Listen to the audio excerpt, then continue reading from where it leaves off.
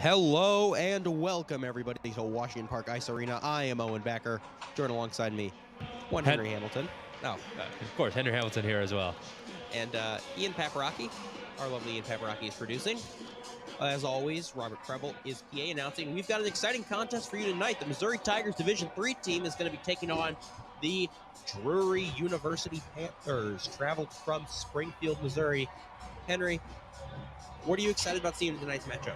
Yeah, last week it was sort of a tough week for Missouri. They were able to maintain the puck very well, but they weren't able to capitalize in the offensive end. I'll look for a more explosive attack this time. A player to watch is Ben Kierman. He had some very good dangles with the puck, was able to get inside towards the goal. That was the Tigers' problem last week. Not able to get close enough. I think we'll see more aggressive offense from Tigers tonight. I agree with that. And we were kind of wanting them to juggle lines this week, and that's what they have done. Huerman, like you mentioned, is centering JT Baker and Kyle Sednar. Camden Hatz and Zach Sansone on defense, and Jackson Winkle starting in net.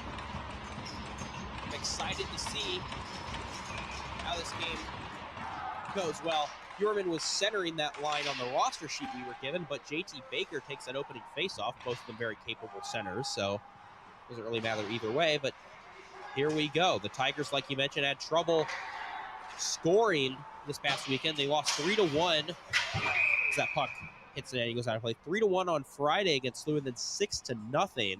So one goal over 6 periods. Not ideal. They had puck most of the game. They really controlled possession. That was the case for both contests. They just weren't able to actually put it in the net. Yeah, and did a great job getting into the offensive zone as well. Good zone entries as the puck's bounced out there. Look for a cross-ice pass. But yeah, good zone entries, just not able to capitalize once inside the offensive zone. That quick burst came courtesy of Kyle Sednar. He has been very good this season, and a nice job by Missouri to get a scoring chance early in this game. And another chance for Sednar and a save made. And puck will be froze with 19-18.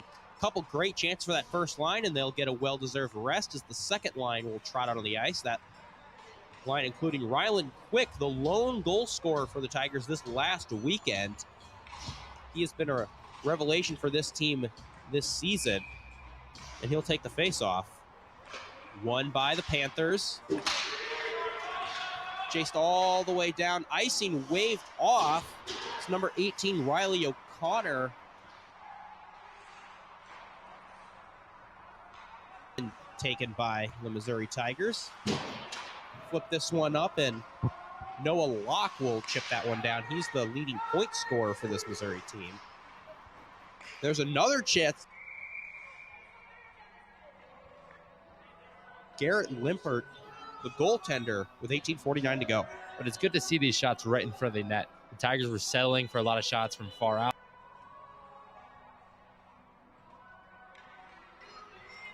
Absolutely. I don't think it's a crazy prediction to say they probably won't get shut out again tonight. Of course, as Limpert had to jump, he mishandled that one, and we'll get another freeze in front of the Drury net. But yeah, I don't think it's a crazy statement to say that Missouri probably won't get shut out again. Of course, you can clip this and at me on Twitter if they end up getting shut out, but this team knows what they have to do now after last weekend's, frankly, debacle, and with the character guys that are on this team and the hard work, you know they'll be able to probably pot some goals here. Some nice contact right in front of the Missouri bench. Not quite a hit, but good positioning. Chance loose in front. And just like that, kind of against the pace of play, Drury has taken a lead. Partially mishandled by Winkles, and the puck was chipped on just past him. Get a replay here to kind of see what happened. That goal kind of came out of nowhere. But with 18-19 now, it's 1-0 for Drury, and now Missouri is going to have to be tested. Yeah, some rough ice today could be the reason for some of these mishandles. Some little debris there, but unfortunate mishandle right from the net. Yeah, I'm not sure how well that's coming across on the camera feed, but in person you can tell the ice is a little rough today visually. I mean, you can tell. I'm not sure if they Zamboni'd before warm-ups. I know they didn't after. Interesting to see. But either way, they don't ask how, they ask how many, and the answer to that right now is 1 for the Panthers. So nice intercept made by the Tigers, but it goes for naught as Drury's able to recover and now enter the offensive zone, but it's quickly thrown back to where it came from, and now here they go. Burst of speed, walks in a shot, and that one is past Jackson Winkles. That by number 24, Caleb Schultz. Centering pass, and another goal! A pass to the slot, and it's put in, this time by Jake Lyons. The defenseman coming into the slot and chipped that one past Winkles. Winkles was pulled last Saturday against SLU. After he gave up the goal to go down 3-0, Michael Christopher came in relief and gave up another 3, so we're already on watch for that. Yeah, and a great play from behind the net from Brady Behan. He's able to find the one-timer right in front of the net, and that's a defensive breakdown sort of, but also a nice offensive play. Fired back in now, and Missouri's going to be panicking a little bit as there's a nice hit behind the net of Winkles. And Missouri's been good this season behind the net, defending behind the net. Not a lot of ACHA teams like to play from behind the net, so we'll see probably more of a defensive switch up today as they've already given up 2 goals from some nice passes behind the net. Focus will still, of course, be on the offense, as now in 2.5 minutes, Drury has scored more goals than Missouri did all of last weekend. So that offense is going to have to figure something out if they're going to want to erase this deficit, but of course they still need to make those defensive adjustments. Jackson Winkle's still in the net. I would say that's the correct call. Don't want to pull him too early. It's been some good offensive plays. Could have made those saves, but not terrible breakdowns. Yeah, I would say those aren't really the fault of the goaltender, but you would like a save there. Walking in, a fanned-on shot attempt, that by Cedric Cardinal. A wraparound attempt, and the puck is still loose. Now Drury will set up in the offensive zone proper, go to work. A deflection chance, a good deflection there, but it just goes high and into the netting. That by Patrick Labutis, the forward from Tampa, Florida. And a great pass there by Caleb Limpert. You've seen a lot of good blue line passes today, trying to get in front of the net for a deflection. And that's Caleb Limpert, the brother of goaltender Garrett Limpert, who's between the nets for Drury today. Yeah, we've guessed brother. They look the same last name, and from the same hometown. Maybe they're cousins, but I am putting my bottom dollar on brother. Drury breaking into the zone now. Nice job by JT Baker to disrupt the flow of that zone press. Centering pass to nobody. And now Missouri will go to work 2-on-2. They've got a trailer 3-on-2 if they hurry. Excellent play by Setnar to get the puck in deep. Big hit in the corner. Some contact away from the puck, and they're going to whistle that one. That was kind of odd. The puck was sitting right in front of 2 players, and they just decided to both cross-check each other instead of maybe going for it. You don't see that from Missouri. I get you're frustrated at this point, but I mean, you're down 2-0. You've got a chance in the O-zone.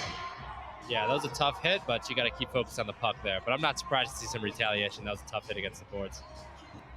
Absolutely. So Rylan Quick, the lone goal scorer for Missouri last weekend, as we mentioned, will go to the penalty box for the Tigers. And early in this game, they're going to be faced with a Harpo's penalty kill.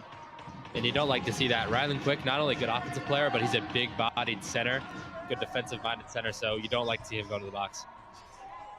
I believe he was on the penalty kill last weekend. Yeah, he was on that second PK unit for stretches, so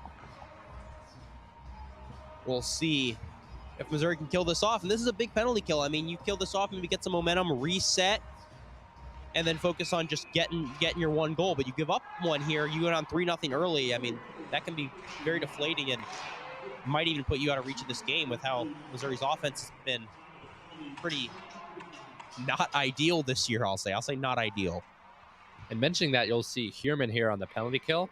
That's unusual. You might see You know, usually people like to put their defenders out in the penalty kill, but you see Missouri here opting to still have some offense, some offensive threat, so that Drury still has to focus a little bit on defending up, even with the man advantage. This is a team that had an affinity for short-handed goals last season as that puck goes into the bench, the D2 and D3 program. So haven't seen much of that this year. We've seen a couple. Huerman very dangerous offensively and defensively. And the way the puck's been bouncing tonight, wouldn't be surprised to get an accidental breakaway maybe on the shorthanded for the shorthanded team. Definitely, especially if Drury's feeling good, feeling confident. And here we go, just like you said. Puck still at the blue line. Here's a breakaway for Menz. Walks in, shot, scores! What a goal, short-handed. I think they call that if they call it the announcer's curse. When you curse it, I don't know what to call that, but great shorthanded goal there from Missouri. They'll have another minute 15 here on the penalty kill, but great goal to get it back in the game. That was Mick Nicholson.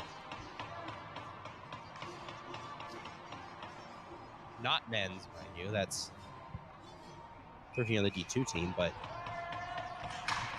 that's a huge goal for Missouri. And now 1 minute left on this penalty kill still, so they need to focus up and still kill this one off. You see Garrett Limper at the opposing blue line calling for a deep pass, but he doesn't get it. That's an interesting strategy there by Drury.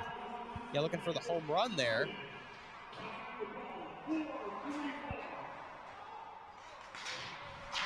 Good defense there from Missouri. They were looking for another behind the net pass, Drury was, but Missouri doesn't allow it. Hard shot block right there.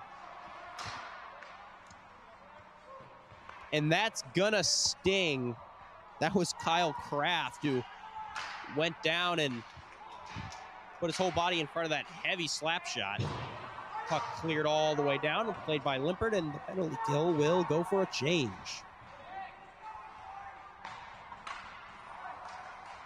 Good baseball bat swing there in middle ice. Potential 2-on-1, but a good breakup by the defense of Missouri and cleared out by JT Baker. 8 seconds left on this penalty kill, so as the puck sent all the way down the ice, Drury will send out their usual 5-on-5 squad, and we're back to even play. Rylan Quick comes out of the box and goes right to the bench, so we've got that second D pairing and first line out there, that first line of Huerman, Setnar, and Baker. Another slot pass, and a good job clearing that by Missouri. It put out a bit of a fire there. Here's Setnar entering the zone with speed, good defensive play, and the puck is sent into the netting.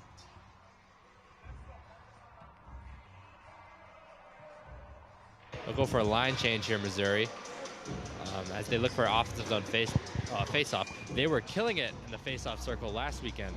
Won the vast majority of the face-offs, especially in the offensive zone, but tonight Drury has been dominating some of the face-offs.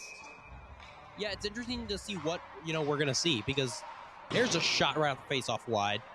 They got dominated near 70% by Wash U 2 series ago, and then they themselves dominated SLU in the face-off dot. So I'm not sure what you're gonna see here. Chris Pidge with a hit on the corner. Great forecheck there by Drury. Absolutely. This is a hard forechecking team. They like to materialize chance out of nothing. Here's Noah Locke. Noah Locke tried to pass that to the slot, but a good defensive play that time by Caleb Schultz, one of the goal scorers for the Panthers. We're talking about that forecheck, but you see there, again, they gave up a pretty nice 2-on-1, even though they were able to make the play. So after that breakaway goal on the penalty kill, maybe they make an adjustment here and be a little more. What do they say? Forecheck, back check, paycheck? I think they do say that. That puck is chipped all the way down. Missouri will get a change. No icing, as that puck did not reach the goal line. It's a trend here in ACHA, though. They like to let a lot of these icing calls go if they think there's maybe a chip or maybe didn't get quite far enough. Yeah, we've seen some some peculiar ones. That one made sense. That was not an icing, I feel, but we've seen some odd ones as Jackson Winkles will harmlessly cover that puck up and freeze it.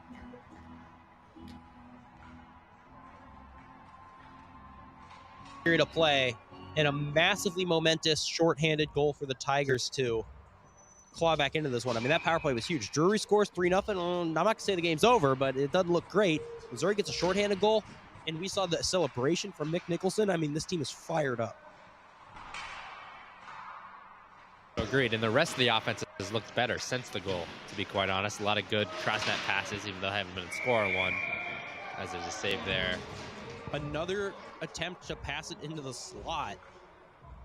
You got to feel that's really Drury's strategy. I mean, that's how they scored both goals. They are just throwing pucks right into that blue paint into the near slot, and I can't blame them for crashing the net with how the ice has been today. There's another deflection there. Bit of an awkward save by Winkles, but he's able to get his left leg on it. Mick Nicholson, the goal scorer, sends that one.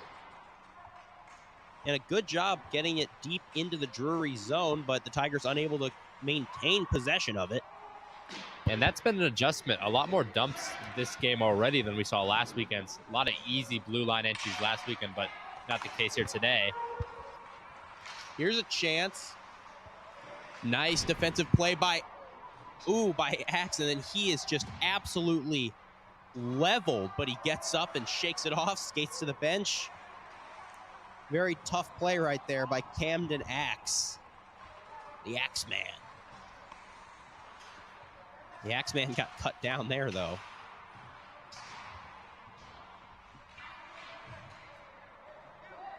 Skating around, chasing the puck. See who's going to come up with it, and it is Missouri. Good hold in at the blue line, but lost. Now working his way in with great skill. Pass to the slot and taken by Hewerman. Drury's gotten really close on a lot of these attempts, so they just haven't been able to connect on the final pass into the slot. That time it was number 76, Louis Fournier from Montreal, Quebec, who used that nice move to get in, and the puck is out of play, so we'll stop. Yeah, and a couple players here from Canada for Drury. They've got some. Cedric Cardinal from Lorraine, Quebec. We have Cody Lorenko from Manitoba, from Winnipeg, Manitoba. We even have Kyle from Cochrane, Alberta, here today for Drury. I was going to say, and I mean, if you're unfamiliar, Drury University is in Springfield, Missouri, so not quite on the Canadian border, but this team's got a good mix of guys from St. Louis, Baldwood, Brentwood, Springfield, and then a handful of Canucks. Interesting to see is, even though this is club hockey, I mean, the ACHA does do a fair amount of recruiting. Each of the teams do. Is a shot by Kyle Setnar. The puck just bounced right onto his stick. A fortuitous break for Missouri, and they put that one on. Now here's a nice move. 2-on-1 if they hurry. Shot into the glove of Winkles and a save made. Yeah, and we're wondering if you ever want to play some ACHA hockey. Any kids out there? Update your profile. Scouts will looking online all the time. Yeah, your elite prospects. I mean, people peruse that stuff. They look for the next big talent. Yeah, no, you can actually look at some old profiles. I like doing that. Look at some old Connor McDavid profiles from back in the 2010s. There's some fun ones on there for anyone looking for the website. Absolutely. A lot of ACHA players have elite prospect pages. There's a shot blocked in front. A pass there tried to spur Noah Locke on a breakaway, but it went just past his left skate and all the way down the ice. No icing call. Panthers will send that puck behind the net of Jackson Winkles. It comes out to play. It leaves that for Chris Pidge. Pidge throws it back. Brandon Weber. So he was trying to get it to, and now Pidge and Weber are fighting for it behind their own net. Tigers unable to break out of their own zone here. They need to get this puck in, because there's another brief little 2-on-1 for Drury. They almost got that slot pass, but now this one is intercepted, and it's a 3-on-1 if they hurry. It's a breakaway for Noah Locke. Locke walks in, shot, save made. What a chance, and look at the frustration for Noah Locke. Good save there. On that. You saw the dangle. 5-hole was open, but he decided to try to go high over the shoulder. Didn't quite work out. We like to see that. Obviously, Locke's very frustrated. It was an excellent chance, and it would have tied the game up. But I wouldn't be too discouraged for Missouri. That was still a very good chance. I mean, they were in their offensive zone for about 30, 45 seconds, and then they were able to turn it into a breakaway. Drury needs to clean up those breakaway chances. Oh, agreed. They've been playing very high. They have a lot of good offensive-minded defensemen today, but maybe they should be a bit more worried about getting back. And not to necessarily pad your lead or sit back on it, rather. I mean, it's only 2-1, but more just a sense of, if you keep playing like this, you're probably going to give up a lot more goals than you score. Yeah, and we saw some SLU defensemen last weekend sitting in the neutral zone when they were on offense. I don't know if I go that far, but you could see they were content to sit on a 2-1 lead that eventually turned into a 3-1 lead. Now here's a potential break for Missouri. Walking in, shot high and gloved by Garrett Limpart, the goaltender from Baldwin, Missouri, so not quite Canada. And that shot went on from Andy Trupiano, who's been very good for Missouri this year.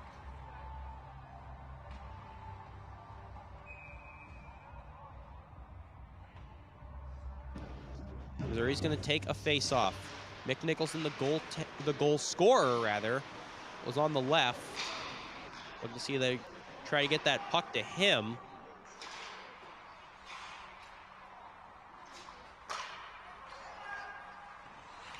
Now number 76 for the Panthers, Louis Fortnier from Montreal. He turned that puck over, and Drury's going to have to chase it back into their own zone.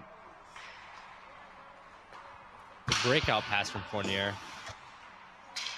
Here he is again, a shot. That one goes off the leg of Salem. Drury trying to go to work once again, trying to funnel that puck into the slot, but they're unable to. Potential break for Missouri. And now it's a 3-on-2. There's a shot, and it scores! And who is it? It's Mick Nicholson again. What an innocuous shot, but it goes into the net. And this is tied. Much farther out than expected. I was not expecting a shot there, and it looks like the goaltender Limpert wasn't as well. We had a great view on this. I mean, there's a clear line from the broadcast bench to where Nicholson shot it to the goaltender's eyes, and that's a clear path. No screen, nothing. He just beats him clean. And just great shot. It wasn't even that quick of a shot. It was kind of a knuckler. Beat him bar down. And so this game is now tied, although the in-arena scoreboard still says 2-1. And that's got to feel good for Missouri. I mean, you give up 2 goals at the very start of the game. It's easy to get a little down on yourself, especially after how last weekend went, but they recover, and now this game's back to the way it started, which is essentially 0-0. Battle for the net there after the chance, and they'll win it back on the fourth. There's a chance. That by Ben Hewerman, and it goes high. Still looking for him to get going offensively in this game. He's had some decent looks, but hasn't quite put it in the net yet. Richard Bronzini from Florida, he passed that on in a shot, and I think Winkles may have gotten a piece of it. Good patience by LaBaptiste there. As they battled for on the boards, he waited outside for that puck to dribble out, and it did, but couldn't convert on the shot. But a good IQ play there. Drury trying to reclaim their lead. Wanting to go to work, but Missouri's able to clear it out. All the way down the ice, and that icing will not be waved off, so it's going to be a face-off. First icing of the game there, I think. Yep, which is interesting because we've seen a lot of dumps today, but not an icing till then. Yeah, a lot of dumps and only 1 penalty kill in the whole game, so definitely. And with how strong the forecheck's been for each team, I think we could expect maybe some more icings today. There we go. They've corrected the scoreboard. It now says 2-2 in the building. Battling along the boards with Drury, and Missouri comes out with it. Locke had it, but he turns it over, and it's fired back down behind the net of Jackson Winkles.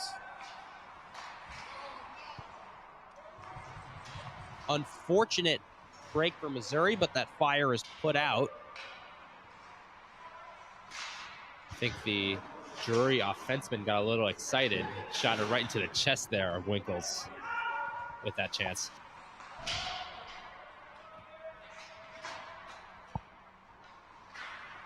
Chris Pidge now fights to reclaim the puck for his team. Another slot pass for Drury, but that goes off the leg of a Missouri defender. A lot of urgency behind the net with these Missouri defenders. Good adjustment. Here's by a coach. 2-on-1. Ryland Quick working his way in. Pass. And he scores! And just like that, the Tigers have fully erased a 2-0 deficit and now take the lead. That was number 27, Luke Bresner. Another 2-on-1 breakaway. That's 3 goals now, all on the rush. Not a single goal in the offensive and a setup play from the offensive zone. I would not be surprised to see an adjustment from Drury here after the first period. I mean, you'd hope to see an adjustment, right? Like, at this point, you've given up 3 rush goals and probably 10 rush chances. Ryland Quick picking up an assist on that. So the puck is taken offside. And to be quite honest, I think Drury's defense has been immaculate when Missouri actually sets up in the offensive zone. I think their defense has been outstanding. It's just been on the rush for these chances. Yeah, absolutely. And Missouri knows that now, too. I mean, if Drury's set up in the O zone, you know that those guys are attacking the blue line, trying to create turnovers, trying to make Drury cough it up.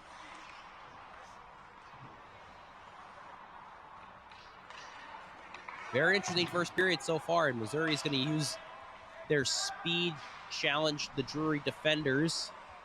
Going behind the net of Limpar. There's a shot. Another chance. And is that a goal? Yes, that is a goal for Missouri. Wow. Wow. You just crowd the goaltender. Okay. I think that first shot was denied, but that second shot snuck in somehow. That's Trupiano. And it's a 5-alarm fire for Drury now. I mean, that's 4 goals in what, 11 minutes? You don't want to see that. Oh, this game has turned on its head very quickly here. Right after I mean, that wasn't a rush chance. That was just them throwing it at the net. And it seems after each goal, Missouri's been more and more confident in the offensive zone.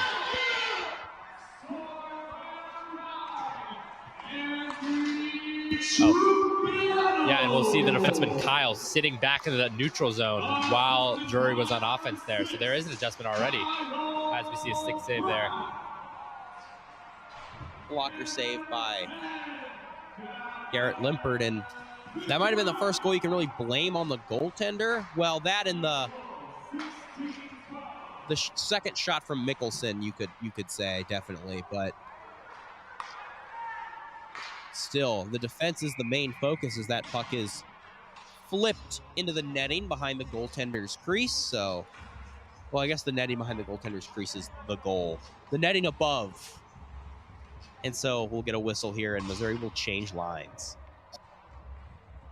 Yeah, not a very notable game from either goaltender. Not any goal that I would say was horrible from the goaltender, but no outstanding saves yet either. Yeah, no real big saves, except for the one Limpert save on a 2-on-1 chance. Not really much, but I mean, the goaltender is the most important position. And I expect, with how this game's going, if Drury gets a couple more, I mean, this game might be decided on goaltending in the very end, despite giving up a boatload of goals. And a huge hit there on the boards. Yeah, we didn't have the best angle on that, but that looked brutal. That was a good hit there. Now, tripped up in front of the bench, and Drury really wanted a penalty on Kyle Setnar, but they're not going to get it. Yeah, and there's a push to the face there from Setnar, too, after the play, sort of. Yeah, they shuffled away. They got tangled up, and then they took offense to Setnar, tried to push him into the bench, and Setnar shoved him, and then here's a big hit, that on number 16. Bezant. As that puck is taken offside. Yeah, and I think that Rylan Quick got called for a penalty for less than that, Yeah, arguably. I was going to say, Rylan Quick really, he didn't commit that series of an infraction. That's still the only penalty of this game, but it looks like we're going to have another.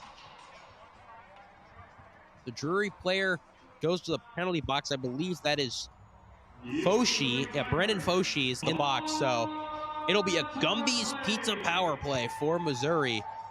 It'll take them to to the end of the period. 1:52 left on the clock, 2-minute power play. That's, of course, if they don't score. And a great opportunity for Missouri to, heck, go into the second intermission with a 3-goal lead. That's not something they have seen this season. Yeah, and we'll really get to see them set up in the offensive zone today. That's something we still haven't really seen that much of up until hopefully this power play. Yeah, I'm interested to see how they do that. I mean, you can't totally rely on 2-on-1 breaks the entire game, right? You need to score some goals of your own in a sense. Rylan Quick. He enters the zone, gets to Locke. Locke drops it low. Now they're playing catch at the blue line. It's Sansone. He's going to send this one back to his D partner. Fires this one on. A save made. Puck still with Missouri. Sansone. A chance in the slot. They try to shove this one in, and they do! A goal for Missouri! That's Noah Locke on the power play. I think he snuck it past the goaltender's leg there. Nice stick handling right inside the net there as they score another. Limpert is still in net. There's 1:13 left in this period. So I don't think they would pull the goaltender if they do decide to go with a goaltending change.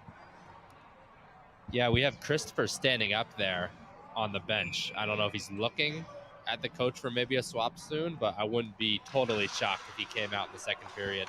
Well, yeah, so that would, I don't think you swap goaltenders with a minute left, right? You would wait until the second period. Give your guy a period to kind of get ready. But Limpert just had to make a heads-up save right there, so he's not totally shot. And again, I mean, this game isn't really on Limpert so far, this period. I mean, he's done what he can. There's a few ones you want back, but there's no scenario in which Drury plays like this and they have a 2-0 lead still. Kyle Kraft also picking up an assist on that goal. And Rylan Quick with his second point of the night. You'd like to see that from both of those guys. Puck nearly goes out of play, but doesn't. Drury really wants to get one of these back. They're going to work in the O-zone with haste. Shot past Winkles. Here's a chance fired on and a good block by Kyle Kraft. Another centering chance, but that doesn't find anybody. And a quick heads-up glove by Jackson Winkles for the save. And Fournier, number 76 for Drury, been a real threat in the O-zone. I mean, he was responsible for all of those chances that they just had. Yeah, a lot of good centering passes, a lot of good stick handles, but they weren't able to connect on any one-timers there. Really slick passes between defense just to no one, right? And that's a positioning issue, clearly. I mean, if Drury had a guy home for even half of these passes, they'd probably have another goal or two. Interesting there. I think Fournier is on the wing. Yeah, he is. I wonder maybe would have been more effective as a centerman there on that chance, but nothing happened. That'll do it for us for the first period on a wacky, I'll just say a wacky period of play. Drury scores 2 goals in the first 3 minutes to go up 2-0. It seems like, here we go again for the Tigers. And then 5 unanswered. The first of those being a shorthanded goal. He also scored a power play goal. And then 3 goals off the rush. Or 2 goals off the rush, and then an odd goal to poke it past Limpert. And now it's 5-2. Henry, going into the second period, I mean, what's going on in both those locker rooms? I think Missouri's ecstatic. I thought at the beginning of the game this might be a rout. 2 quick goals from Drury, and they turn around real quick.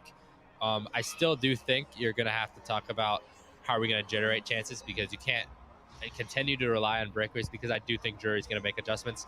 We already saw defensemen hanging back in the neutral zone while they were on offense. We already saw a less aggressive forecheck, so I expect all those changes, maybe even more dramatic in the second period.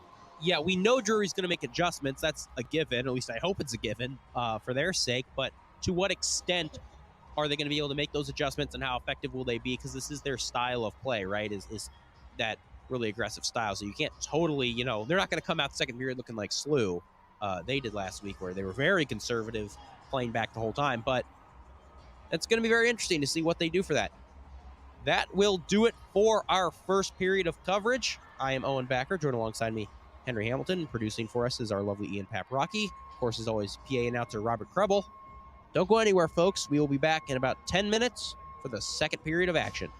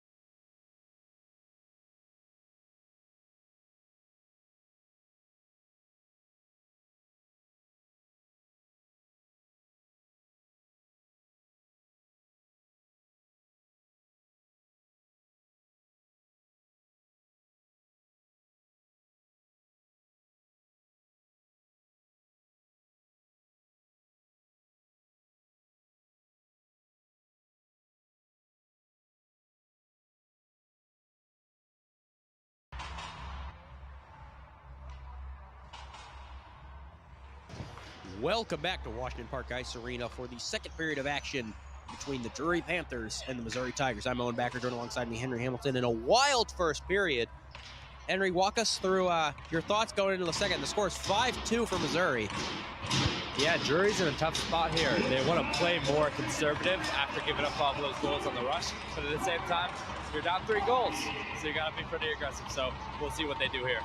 Yeah, it's a weird order to say, hey, you're down 3 goals, I need you to be more conservative. But it's the truth. I mean, they gave up probably 10 rush chances, including 3 goals off the rush. I mean, that's bad, right? You gotta clean that up. That is simply not a sustainable way to win an ice hockey competition. Yeah, it's not. It'll be great to see. One player I'd like to highlight is Louis Fournier. He had some great stick handles in the offensive zone. He did, yes. So we'll look for a point for him here in the second. I always mention it, but I think it's particularly relevant here. There's a near chances. The second period, the period of the long change, well, it's a little bit harder for defensemen to get back, which, with how many breakaways there have been in this game for Missouri, I mean, that could be a thing with serious impact if defensemen are going for a change. There's a shot, but we talked about the ice quality. Schultz went flying as he shot that one. He scored one of Drury's 2 goals in the opening 3 minutes. So there's a nice and easy save by Winkles. Yeah, and the ice embodying again here, but still doesn't look that great, if I'm being honest with you. I don't know what it looks like on the camera here, but some rough ice out there. Of course, the show must go on. You're always going to play with that. Not much the refs or the players can really do about that fact, so you just play on. There. I want to highlight Jack Winkles, but he is someone that has had a rough go of it this season at times. He was pulled last game against SLU. Tigers lost that one 6-0 in a shutout, so not really his fault. There's a chance at a good right pad save from Winkles. There you go. Let's talk about how you really want to get him going this game. Maybe actually make him make a few great saves. Bail out your defense a couple times, get his confidence up. Of course, certainly a win would do that. Good stick there from Landon Lewis as well. I think he might have played some part in that as well. Yeah, I really like Lewis's game this year. He's been great. Drury once again trying to shove that puck into the slot. That is their clear strategy. Skate around the back of the net and try to funnel it in. Here is Bresner's shot, and that one is off a stick. Fournier now uses his body to box out Ryland Quick and is able to get it to his teammate. Good job by him. He's been great in all 3 phases of the game, or all 3 zones, I should say. It's not, I wouldn't say phases. Offense, defense, special teams, maybe. That's more football. Now both teams will go for a change. Bresner tried to get that one to Kraft. Kyle Kraft, he's gotten better as the season has gone on noticeably. He started the season a bit quiet, but he picked up 2 assists in that first period on the 4th and 5th goals for Missouri, respectively. Now there's Pidge. Pidge puts it around the net to Bresner. Luke Bresner also had a goal. Yeah, and some Drury defensemen waiting there for that deflected puck. In the first period, that might have been a breakaway from Missouri. Absolutely. We talked and opined during the first intermission report. We knew Drury was going to try to clean things up, but to what extent would they be able to? Seems like they've done a good job so far. And there's a shot and a blocker save by Winkles. He saw it all the way. Puck still on the stick of Drury. A wraparound backhand chance, but that one's stuffed. At the blue line now is Serrato. He's able to get that one in.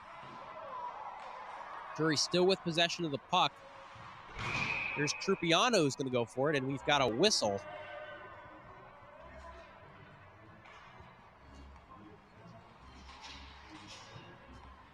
And I believe, yeah, that's going to be a penalty. So it was a delayed call right before they touched the puck. And so that's number 89, Chris Pidge. The transfer from Iowa 2 seasons ago, as many Tiger fans might remember. And it'll be a Gumby's, or a Harpo's, I apologize. Harpo's penalty kill. Dummies is the power play, folks. I maybe got confused because the Tigers scored a shorthanded goal earlier in this game as there's a shot and easily caught up by Winkles. The only power play of this game for Drury resulted in a goal against, so see if they can maybe try to alter their fortunes on this one a bit. Yeah, and you'll see what they do here. They've done a good job setting up in the offensive zone already without having a man advantage. So we'll see what the strategy is here. They're going for sort of a 1-3-1 look, it looks like. That they are. Not the best look if you're trying to avoid breakaways, maybe, but see what they can do. And you know those Mizzou penalty killers will smell blood, but you don't want to get a little overzealous and try to score a shorty when you really should just be playing defense. But a good job by Bresner to chase that clear all the way down and get it to McNicholson. He scored the first 2 goals of the game. And that puck trapped in the corner there, I think, because of the ice, some of the ice buildup. So you see that affecting the game still here. You ever play Mario Super Sluggers? It's like that. There's hazards all over the field. Here's a 3-on-2. There's a shot, and it goes in. Jackson Winkles saw it, but unable to get his leg down. I believe that either beat him under the arm or just above the pad. I think so too. Hard to stop that one. Pass right in front of the goal, head off right in front of the goal. And you see the Drury bench getting excited there. They've been loud today. A lot of sticks against the boards, Yes. a lot of screaming. It's been 20 minutes of game time since their last goal, a little over, and it's a power play marker for Drury to help them claw back in. And I mean, after those first 2 goals, Missouri probably felt horrible. And then after giving up 5 straight, Drury probably felt horrible. But all you need is one to feel like you get your confidence back, you can get back in the game. So it's a whole new ice hockey game, folks. Now back to 5-on-5, though. The Tigers are going to try to go to work. That puck deflected off the shot at the blue line. Axe sent that one down low. JT Baker funneled that one to the slot. Nobody home. Home run pass attempt. Good stick by Sansone. And something to watch there from Sansone. He's a right-handed left defenseman. So he's got that inside puck. He's got that inside stick, rather. Could be some good shot opportunities for him here today. Most definitely. As Fournier goes for it, but Camden Axe, the Axeman, does a good job breaking it up. Now Kyle Setnar with it. Setnar, we noted during the intermission, doesn't have a point in this game, but everybody around him does. You got a couple points for Ryland Quick, a couple points for Kraft, 2 goals for Nicholson, but none for Setnar. There's a shot and a save by Winkles. Thought the puck might have been behind him, but he was wrong in that. He made the save in front. Bresner with a shot. That's into the netting. I'll just finish listing them off. Locke has a point, and Bresner also has a point, but not Setnar. Yeah, he's been an energy guy, though, today, Setnar. He's been in a couple scraps. There's been a lot of pushing. Earlier in the first period, a lot of pushing, especially when Missouri was down and a little frustrated. Yeah, Kyle Setnar is traditionally the first man up for the forward core whenever the Division II team calls up a guy, and he was on the D2 team last year, of course, and he's a guy that everyone you talk to sings his praises about his work ethic and his ability, so definitely a character and energy guy, but we know he's capable of putting him in the net if he needs to. There's a wraparound attempt, but the door is shut by Winkles. That one attempted to be cleared by Locke, but a good keep in that time by number 11, Tyler Silpana.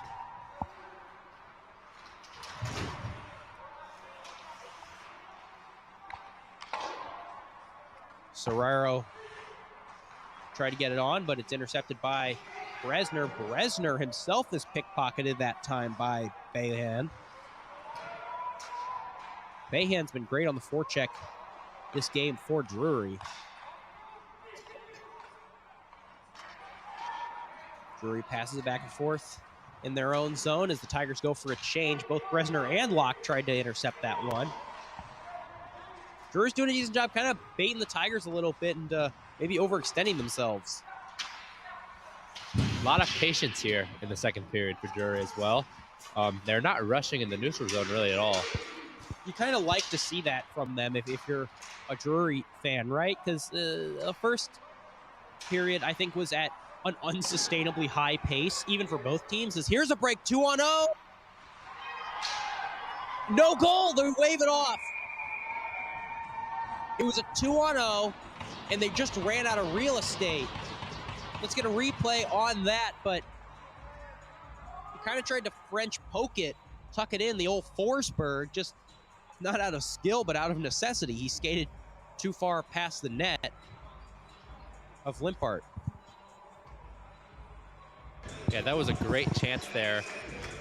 I think unable to lay it off in time, though. Something else to note, we thought that Limpart might get pulled at the intermission as covers this one up, but no, he is still the goaltender. He came out and went right to his crease, so Drury choosing to stick with their number one goaltender, I think probably feeling that those 5 goals against in the first were more on the defense than the goaltender. I thought it might have been, even just a mercy pull situation, but I think they have confidence that their defense is going to be able to clean up their act. Yeah, and he's looked sharp so far, at least in the second period. He has made good saves. I want to get a close look at his mask. I can't see it from here, but it looks good. I just can't make out what it is. Yeah, he's got some black on there as well. It's not one of the traditional Drury colors. Looks like a Flyers mask. That puck is fired all the way down the ice, and that will be an easy icing call. I don't think they're going to be able to find an excuse to wave that one off. Yeah, they're loose and easy with these, but you're going to have to call that one.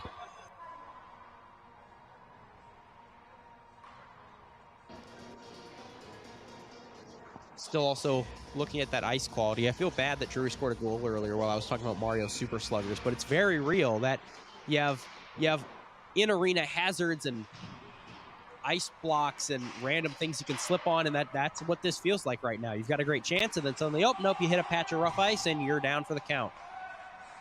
Yeah, and hats off to Missouri for being able to play through it. Yeah. You might not be able to play the cleanest hockey, but you can play hockey still, though. High shot that time, courtesy of, I believe, Pidge, and easily gloved up by Limpart. So both sides will use that as a chance to refresh, and looks like the big guns are coming out for both sides. The Fournier line, normally you name the line after the center, right? I say, oh, the JT Baker line's out for Missouri, but for Drury, I feel like you got to name it after the winger, Fournier. So he's out here, as well as Hewerman, Baker. There's a shot save made in Setnar. Yeah, he's been making plays from the wing. Usually you'd have the center be doing that, but he's done a good job setting up their offense. You just hope that there's somebody there to make the cut and there to finish the play, because he's not been shooting. He's been looking to set up teammates. Yeah, absolutely. Here he goes with speed. Camden Axe. He steals the puck from him, and it's a 2-on-1. Fournier walks in past, and he couldn't corral that pass as Winkle also got over in good position, and a fortuitous break for Missouri, and now they'll go back with speed the other way. It's Setnar. Setnar, a shot. That one's high. Blockered away and lands in front of Limpart. Camden Axe got that puck deep, tried to get it to Setnar. Setnar now gets the puck back off the turnover. Tried to pass that one cross ice, but intercepted. It's a 2-on-2. Fournier's moving in. Pulls up, waiting for reinforcements. Drop pass, slot, shot, and that one's just wide. Now they've tried to set up and go to work proper. Good job keeping the puck in. There's a fired shot through traffic and a save made by Jackson Winkles. Back with the puck is Missouri. They're going to need a line change. They're tired. Setnar walking in with Hewerman, though. Nice job to work around the defenseman. A shot from Setnar and a save made. That was an excellent individual effort. Here's another chance. This time it's Hewerman. Hewerman turning shot. That one saved. Puck in the air. Held behind the goal line. Ryland quick pressures as Missouri was able to get a change, and they'll finish that off right now as we've got ourselves a whistle. What a sequence for both teams. Yeah, and that's typically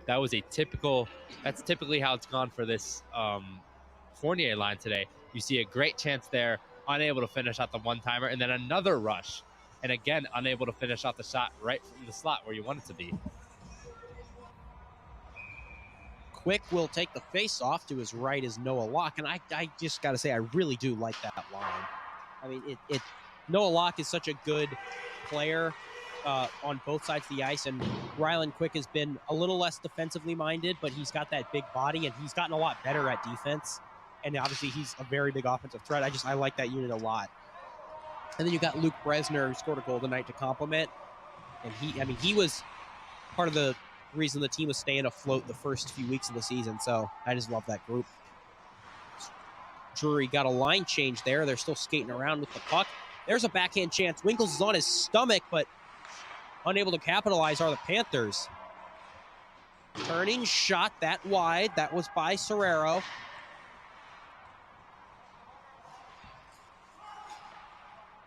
Salem pressuring, unable to strip the puck away from the Panthers. Now with speed, chases Bresner, but it's taken this time by Tyler Silipiana. And you see that line for Drury playing a lot differently. That line just throwing the puck in and crashing the net. That's because they have some of their third and fourth liners out there, so you're not going to see as many of the big setup passes and flashing moves. Big Gavin McGrath from Missouri. He hasn't had too much ice time, but he is there, and we've got a goal! We've got a goal, and it's 6-3 Missouri. Another knuckleballer there, I think. Another knuckleballer, and who is it? We talked about him. It's Kyle Kraft. That's his third point of the game, a goal and 2 assists, and the 3-goal lead for Missouri is restored. That's another one where I think if I'm Garrett Limpert, I just don't expect a shot there. I'm expecting him to skate it back out, maybe set up an offense, maybe look for a pass. And Kraft just decides to shoot it and slots it right into the corner. So we've got, I believe that is the backup goaltender, Dylan Gons, is just staring at the net and looking at coach, kind of thinking, am I going to get ready to go? But no, Garrett Limpert is still in the net. And here's a potential break. 2-on-1 for the Tigers if they hurry. There's a pass. Shot. Goal! What a play! Brandon Weber. And this arena just went crazy. You could hear cheering, stick against the boards, people standing up and yelling. That was an incredible play on the break. I mean, you're a goal, and I hate to just bring it back to the goaltender, but give up a rough goal, you're like, all right, we got to settle in, and just immediately 2-on-1, clean 2-on-1 breakaway. Drury's cleaned that up a little bit in this period, but I mean, that was brutal, and a great job finishing their chances. You cannot complain about Missouri's ability to finish this game. And the Drury defenseman played it just right, had his body to the right, had his stick in the middle to the left, trying to play both men, but just a perfect pass there to finish off the goal.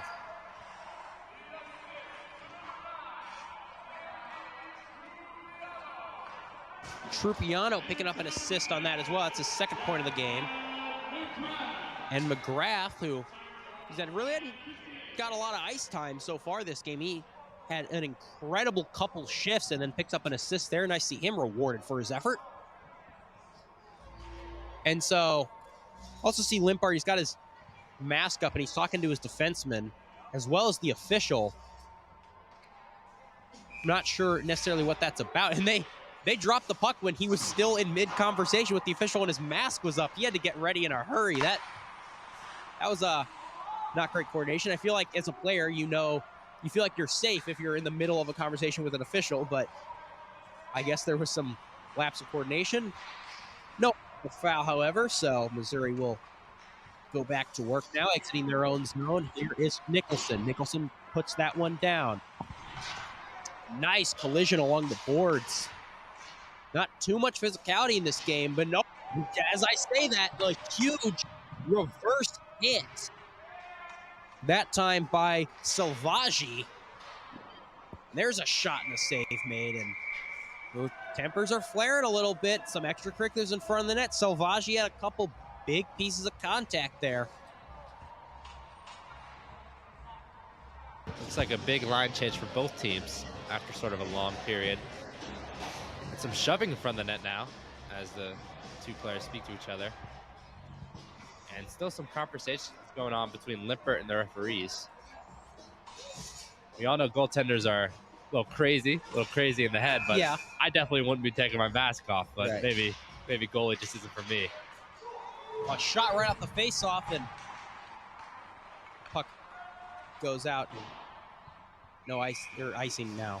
And yeah, what do they say? It takes a real crazy person to see, guys like Wayne Gretzky or Connor McDavid and see all their highlights. Go, no, I want to be the guy that gets the puck shot at his head 100 times. I want to do that. I want to get hit with the ball of vulcanized rubber all the time. Of course, we love our goaltenders. They're a special breed. I think in my beer league, goalies play free, is what they say. Yes.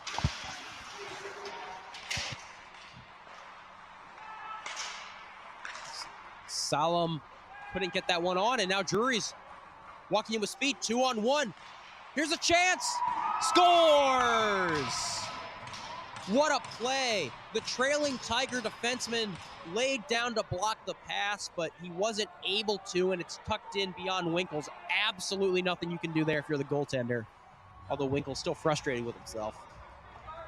Yeah, and we've talked a lot about Garrett Limpert today, but that was his brother, or we suspect it's his brother, Caleb Limpert, with the goal there. Pass there, and good patience, right? Didn't take the shot immediately, just had to deke the goaltender and puts it in easily. If you're a defenseman defending a 2-on-1, right, you say, all right, you take away the shot, you take away the pass. He lays down to take away the pass. He doesn't take away the pass, right? He lays down, and they're able to get it off anyway, so an inevitable goal after that error.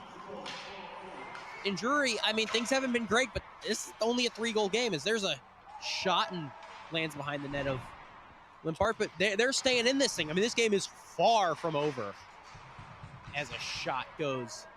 Yeah, and if you're watching the NHL and you see 7 goals, you're thinking game's probably about over, but we still got over 25 minutes to go here. And we've had some high-scoring ones this season. I think we had an 11-4 for the D2 team. We had a 7-6 a couple weeks ago against Iowa for the D2 team. So I'd expect some more goals today. Also, it's not the same, but I bring it up a lot because it put the ACHA on the map a little bit more. Oklahoma State beat Creighton 25-0 a few weeks ago. So a lot of goals can, of course, happen in ACHA hockey. As maybe we'll get another one here. Working in a short side shot and a save made by Winkles. Bit of an awkward time trying to cover that one up, but he does. And I think that goal went a little viral. I saw it posted on CBS Sports, other couple big networks. So nice to see ACHA hockey getting some motion, it looks like. Absolutely. If you haven't followed it, we don't have time to necessarily go and do it on the broadcast, but Oklahoma State and their D2 hockey is just wild, and what they've done and how they've transformed their program over just a year. Missouri, of course, has played them 4 times, twice in Oklahoma, twice in Missouri. But yeah, and we talk about Drury bringing in a couple players, a couple foreign players. Yes. Oklahoma State does that as well. Yeah, Drury's got more than even Oklahoma does. They got 5 guys that are Canadian by my count.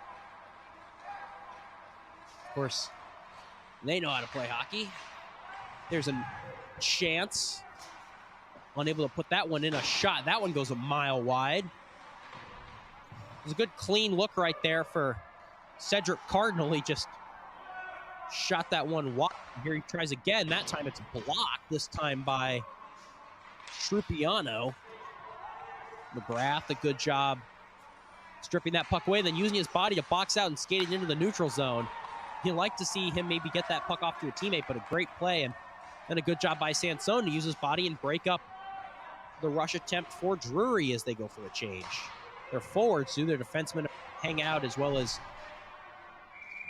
one man who just plopped himself right into the crease and a save made. Yeah, it could have been an unwise line change there for Missouri. I think they thought they had the puck out, but sort of a bad breakout pass got intercepted. And for Drury? Yes. Sorry. Okay. No, we're all good. All good. So, yeah, I do agree. I mean, it's a little bit of a wacky, tenuous situation. And for Drury, you really want to avoid those mistakes. As a right pad save from Jackson Winkles.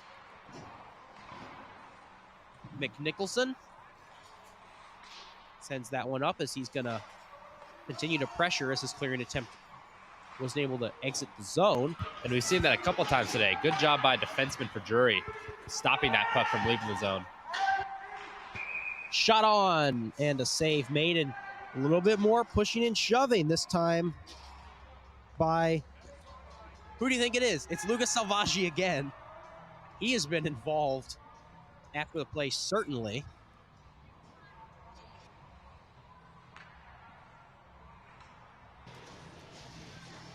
All right, now let's look at the lineups they got out here. So Missouri is putting out the big guns again. Baker, centering Hewerman, and Setnar.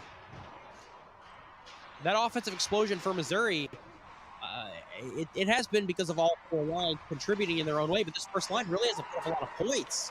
So here's Baker, pulls up, shoots, and that one is saved by Limpart, as that one was fired right into his chest. But yeah, I want to see this first line do a little bit more offense. I mean, they have been good. I cannot express enough how these three guys have been good in this contest, but just purely stats, I mean, Hewerman, Setnar, and Baker don't have any points, and you would like to see them maybe put some up.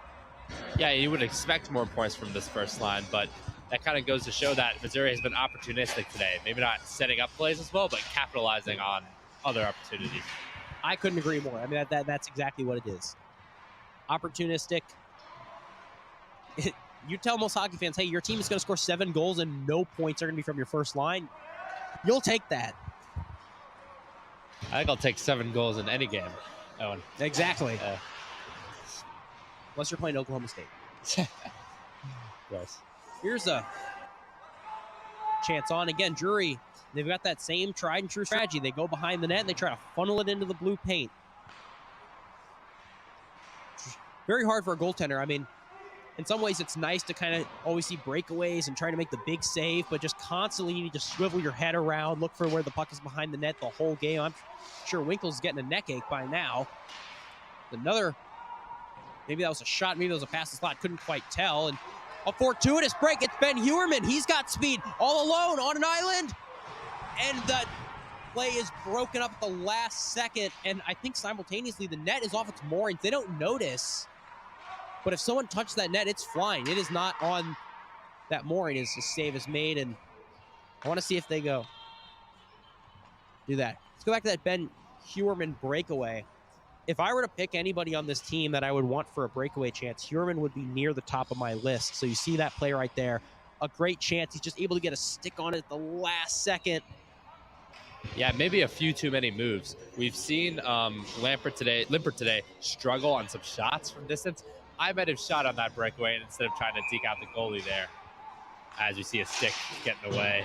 Yeah, of course, hindsight's easy. It's a split-second decision and whistle blown. And now the net is more off its moorings. I think I'm the only one in the arena that saw that. But on that breakaway, Limpart kicked out the right post. And it's a little not perfectly aligned. They have not fixed it.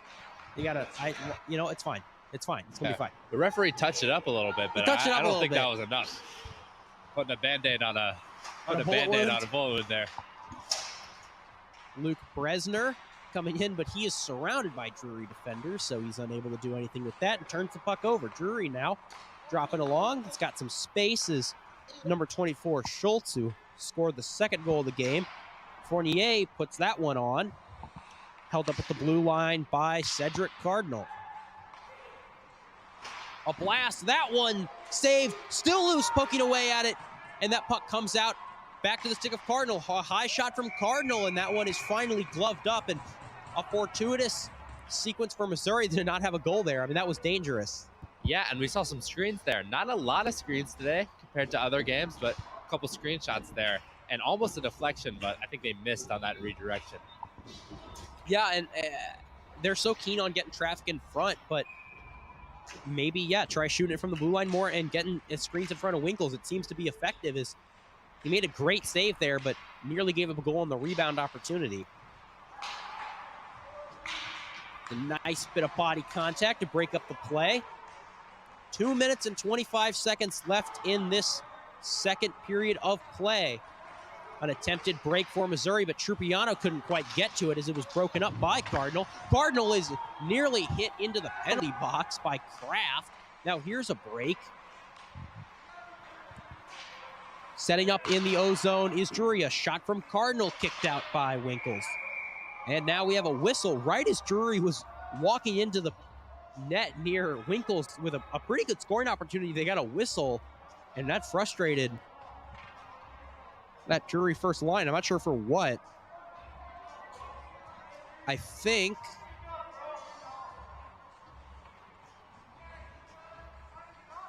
Well, I thought it might have been a penalty call.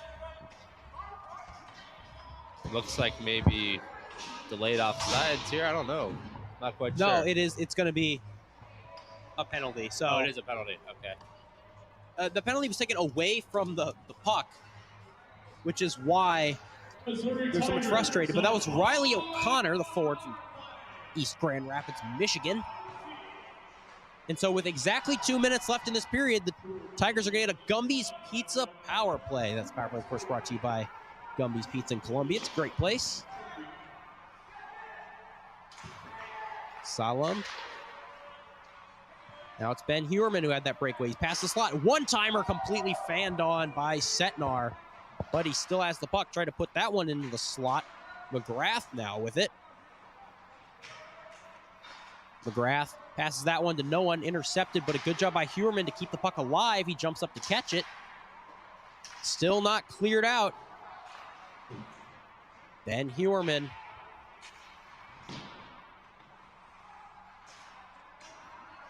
Here he goes with it. He's dancing all alone. Drops that one back for his defenseman.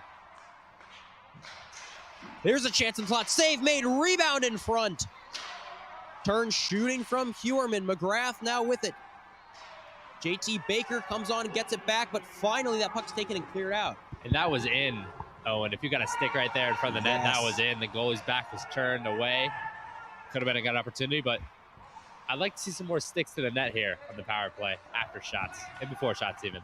This power play is going to go to the end of the period. It's rare that you see the power play clock and game clock lined up exactly, but there is exactly 38 seconds left on both here. It was a penalty called for 2 minutes remaining, so of course they're both going to run down to 0 together. Here's a turnover, and you've got two Drury defenders all the way back. It's a 3-on-2 entering the zone for Missouri. Here's Bresner. Bresner outweights the goaltender. Shot, and that one's wide. A good stick. Bresner waited the right amount of time. He just couldn't get that one past the stick of the defender. This one might take us to the end of the period here. Oh, and I've always thought if you're in the penalty box when the period ends, you should have to stay in there. Could be an unpopular opinion, but Sit for 20 minutes. yeah. But it looks like this power play will end. Yep. And the period will end as well. Well, another very good period of hockey. 7-4 is your score for Missouri. They had some incredibly momentous goals, but Drury not going away quietly. This period started with a 3-goal lead for Missouri, and it is still a 3-goal lead for Missouri. I'm very excited to see what the second period, or the third period rather, will have in store for us. What are your big takeaways from that period, and how do you think it's going to change going into the third? I think that period was a lot cleaner, a lot less back and forth, more controlled from both teams, really. You still saw some rushes, some breakaways, but not as many as the first. If you're Drury, I think I'd like to see some more crowding the net. You saw there, when you crowd the net, some deflections, you get the puck in. So even though obviously Missouri, I like where you're at, 3-goal lead, Drury's still very much in this game. Yeah. And Missouri, you cannot afford to think that you're going to be all good. You know, we got this lead. And I don't think they are, but just saying. They got a 3-goal lead, and they tied this period. And the score is 2-2 for just the second. They need to go out there. They don't necessarily need to score more goals. Obviously, you can be opportunistic like they've been being and try and get them where you can, but they just defensively have got to lock in, shut down. Don't just sit back like they're SLU or something, but make sure that they play smart hockey. Yeah, and going off of that, I don't want to see Missouri sit back here. I think that Drury is very good when they're set up in the offensive zone, when they can take their time, have patience. So if I'm Missouri here, I'm not going to just sit back. I think I might need at least one more goal to keep this deficit, to keep this lead rather, because of how good Drury can be offensively consistent, and because I think you're playing your best when you're pushing Drury and you're making Drury be cautious instead of just thinking that they can score as many goals as they want. Because you saw in the first period they could score goals in bunches, as you saw those 2 goals right at the beginning. Couldn't agree more. Well, that will do it for our second period intermission report. I'm Owen Backridge, and alongside me, Henry Hamilton, Ian Paparocki producing, Robert Krebel as always in Arena PA, and Don't go anywhere, folks. We've got an exciting finish to this one, and we'll see you in about 10 minutes for the third period of action.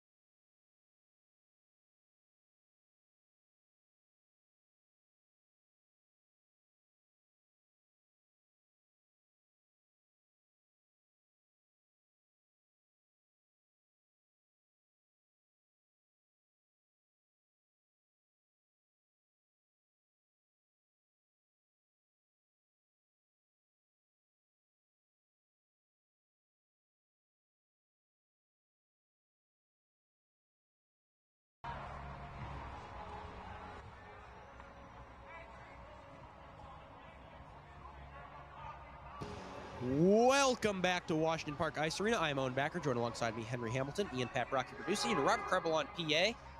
Here for the third period of action, Missouri playing Drury University, and it's been a wild game. It's 7-4 Tigers right now. It was 5-3 Tigers after the first, and then 7-4 after the second. And Henry, we've got an exciting third period in store for us, I think. Yeah, and don't think this lead is safe. We saw Drury take an early 2-0 lead that was quickly turned on its head with 5 straight goals from the Tigers. So I wouldn't feel safe about Tigers here tonight. And even then, I mean, Missouri had a 7-3 lead. Seemed like they were in control of everything, and then gave up that goal to make it 7-4. And since then, Drury's felt like they're kind of back in, and just we had a center ice face-off and a whistle immediately. I think they weren't ready. Yeah, restart here. A lot of loud banging from the Drury bench, too. Might have played a factor in that. They didn't put the 2 seconds back on the clock, so just know this game is going to be 2 seconds less than it should.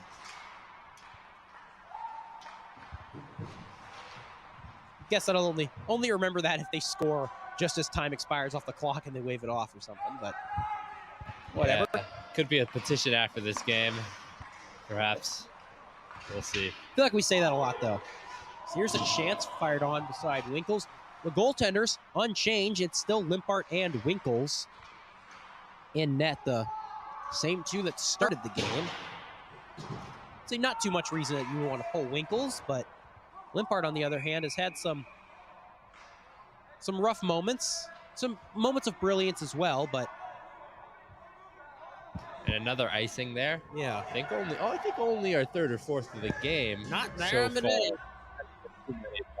One early in the period here. Which normally when you see that, you're like, oh, well, there's still a it really hasn't been that many. It's just been not a lot of icings. Face off one. Not a lot of icing and less dumps too. Yeah, less dumps. Either the second and third than there were in the first. One thing that I think we've neglected to mention, and I feel like we need to, is so Camden Axe, number 28, is arguably the best defenseman on this team. But absent from tonight's lineup is his usual D partner, Max Zagorski. And Zagorski is, he is, I would argue, the best defenseman on this team.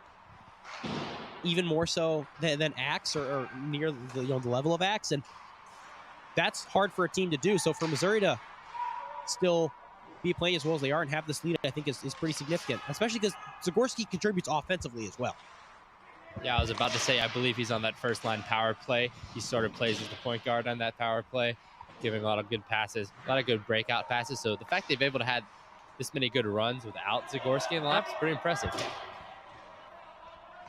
Could not agree more, as the Panthers of Drury will go for a line change, and a bad turnover by the Tigers in their own zone. And now the Drury guys who are changing are going to have to catch up and try to set up in the O zone. We've seen that a couple of times now for Drury, making line changes where maybe should have stayed in a little bit longer just because of what was going on in the ice. A little premature. The puck was cleared out and fired back in by Missouri. There's a spinning pass. Now behind the net of Jackson Winkles as both teams try to come away with it. Drury have a very clear objective. They've got 20 minutes to score 3 goals and not give any up. So their time to work. The second period ended with a power play for Missouri. They were unable to score on that. But we really haven't seen Drury, because of that power play, really set up in the offensive zone and go to work. And probably 5 or 6 minutes of actual game time is there's a chance just wide. That was a good chance from McGrath. He's got a couple points in this contest. And a mistake there by Limpart to let the puck go. I think he could have skated out and cleared that one himself, but decided to let it go there. Almost gave up an opportunity because of it.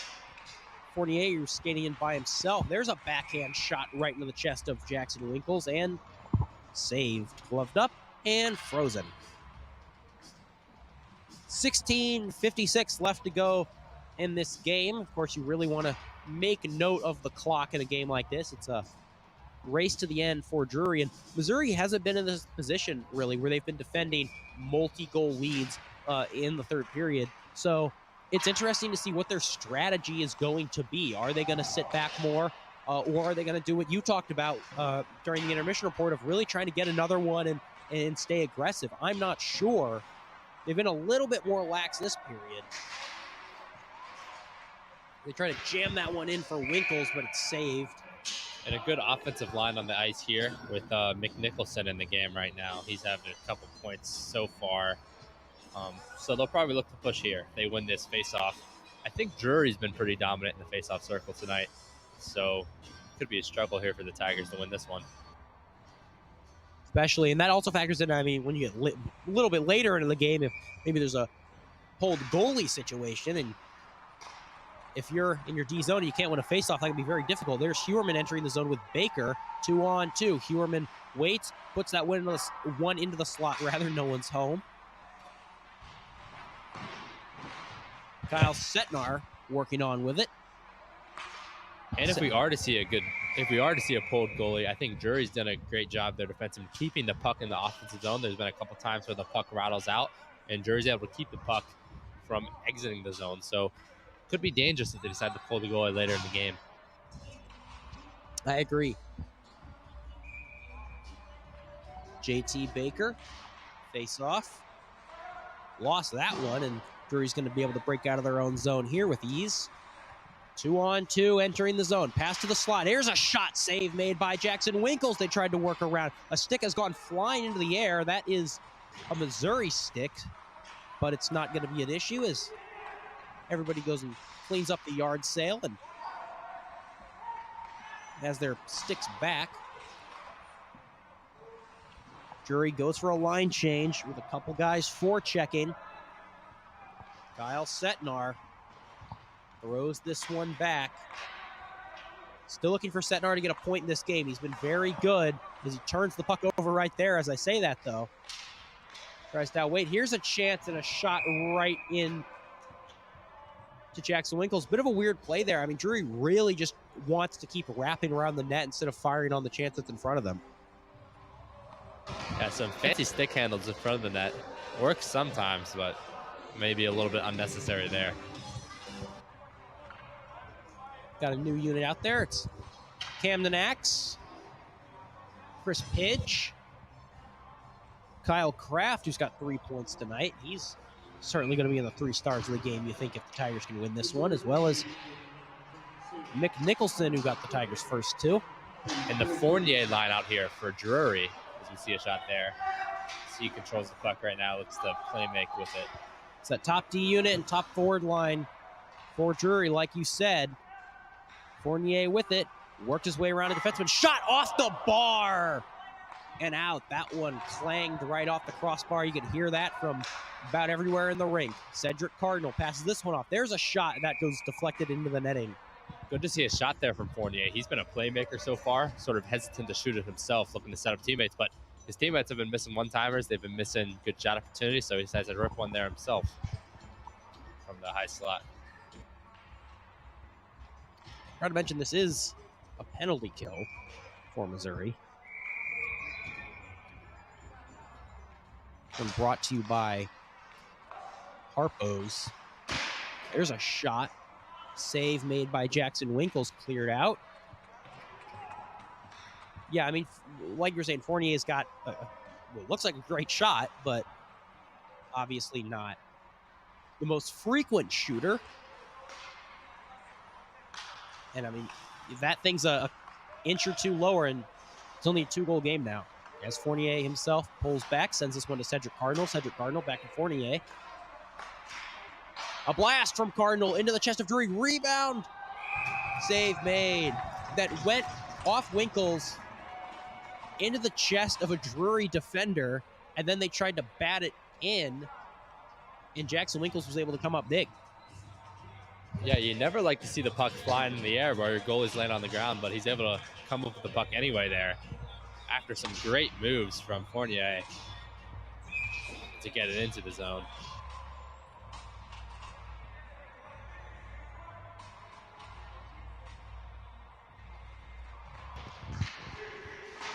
Face-off won by the Panthers to the blue line now.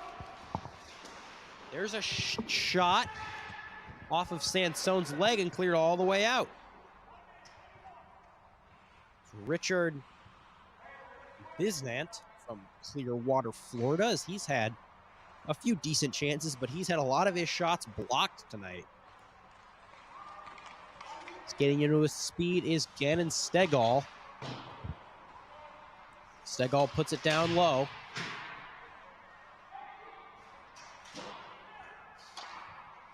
A one-timer, and that one saved.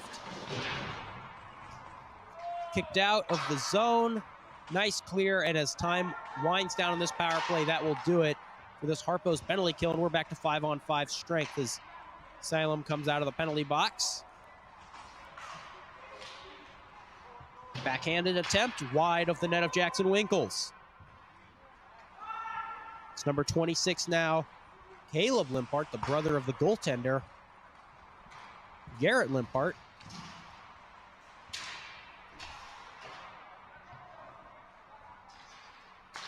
Up top, a nice pass, but just couldn't be corralled by Behan.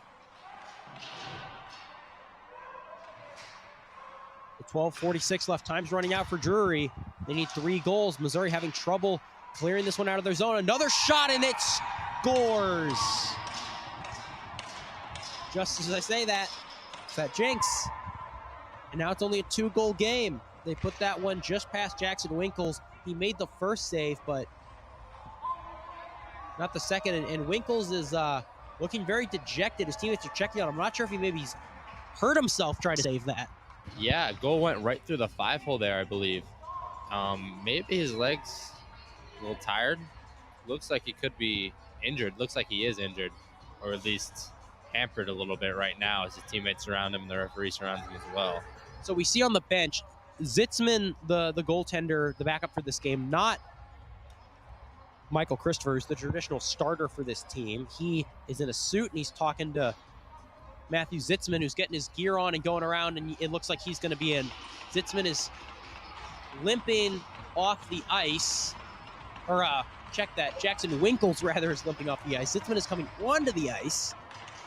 So he's leaped over, and you obviously hate to see that. I mean, Jackson Winkles is a great guy, and he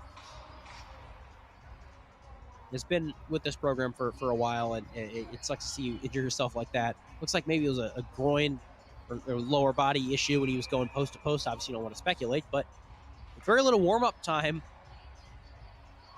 Matthew Zitzman is going to be in the net, the goaltender from St. Louis, Missouri. Yeah, and that's a save I think that Winkles usually makes, but maybe that injury probably hampered him from making it. And it'll be interesting to see a fresh goaltender in here now. Drury could be chomping at the bit now to get a few more goals. They could, and so Zitzman's going to be a trial by fire. I really like Zitzman's game, so let's see what he can do. He's going to have to project a few chances early. He's a much bigger goaltender than Jackson Winkles is, so a lot less space to shoot at.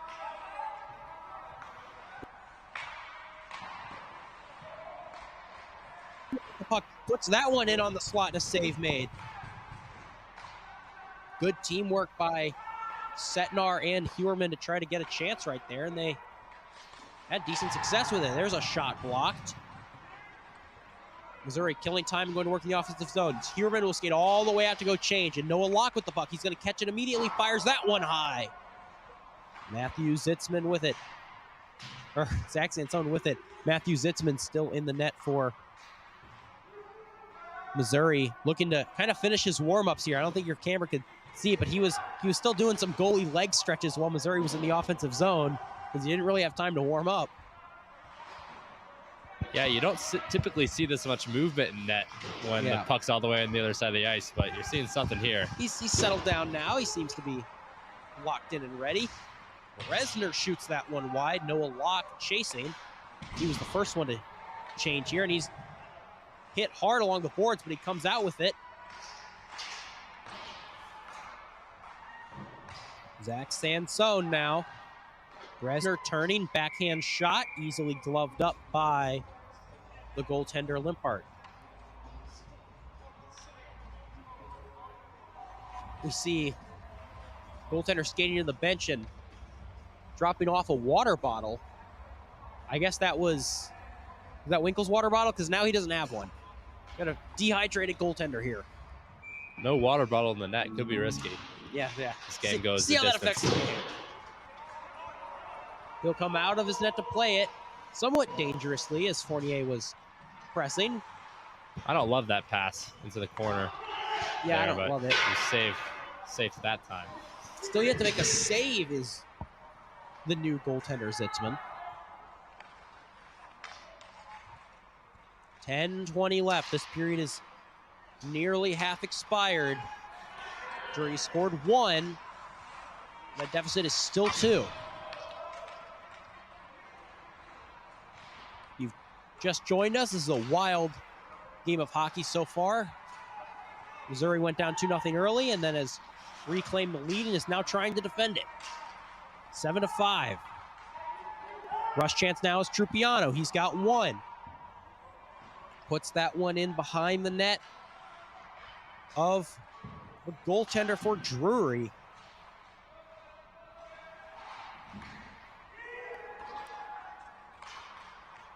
Now it's Camden Axe. Camden Axe tries to go to work, tough angle shot.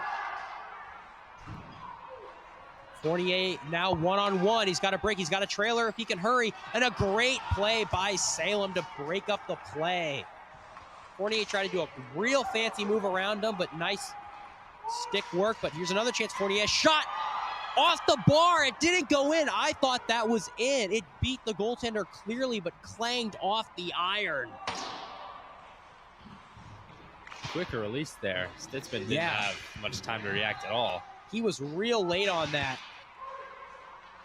Here's a chance. That one, another good stick from Salem, puts that one into the netting. And we have a replay of that Fournier shot. I mean, as you can see here, he's going and he releases it. And Zitzman doesn't know what hit him. I mean, he's behind that thing all the way, but it just clangs off the right post of Zitzman and then bounces out to his left side. So that's 2 posts in this period, not just for Drury, but for Fournier specifically. Fortuitous that at least one of those didn't go in, and the Tigers still have their 2-goal lead. Sansone clears this one down. Missouri really trying to hang on to this lead. Puck sent high. Good Into the stick zone there by Stitzman. It was. Clear it away. Fighting along the near boards. That puck coughs out. Here's a chance. Cedric Cardinal fires it and save made by Zitzman. That's his first actual save, I think, because he's had a few that have gone just past him or clanged off the iron. That's the first shot on goal that he's been able to corral. 8 minutes and 15 seconds as clock hits 9:30 at night here at Washington Park Ice Arena in Jeff City. And down 2. What are you thinking for the goalie pull? Because traditionally down 1, you're thinking 2 minutes, but down 2, I've seen teams go as far as 4 minutes out. You're pulling your goalie. I think with how Drury's playing, I would actually be a little conservative and not pull the goalie till late. I would say 3 minutes left.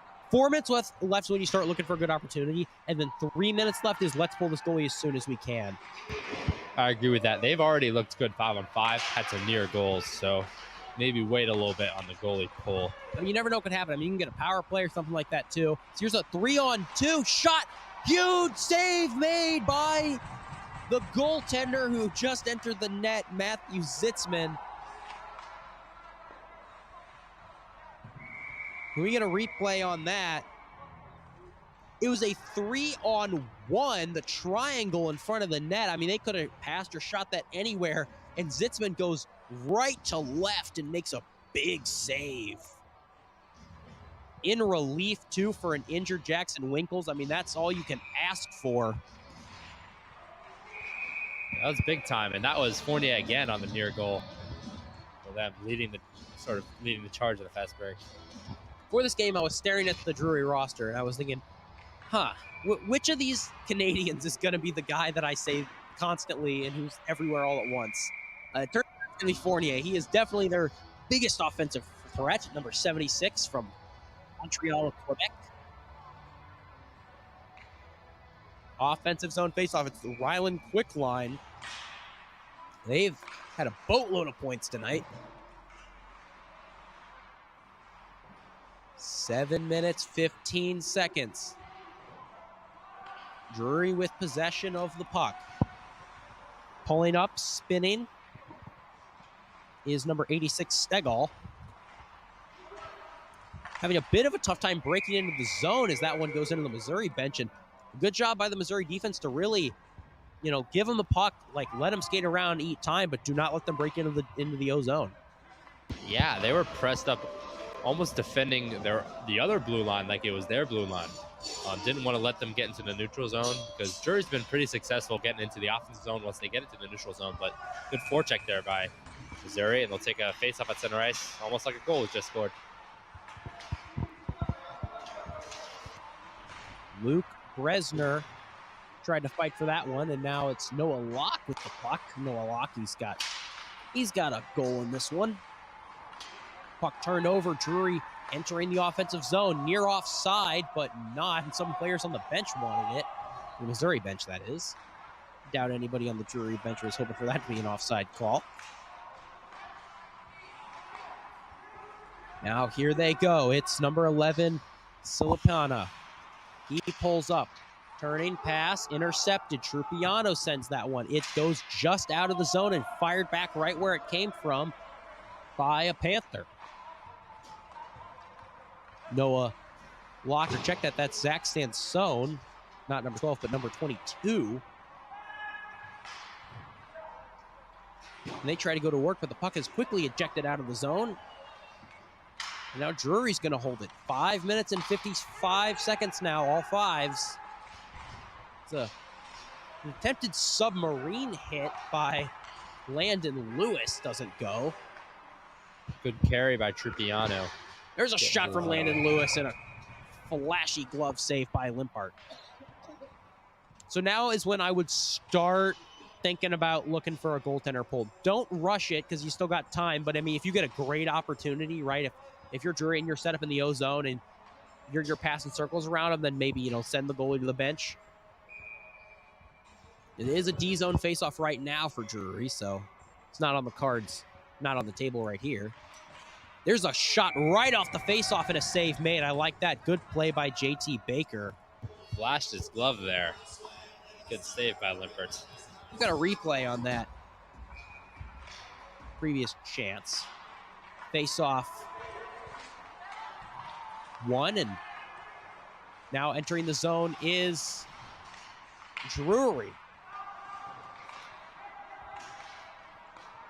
Replay ran a little long there, but don't worry, you didn't miss anything. Limpert not looking to the bench just yet. Not yet, no. He is still standing still.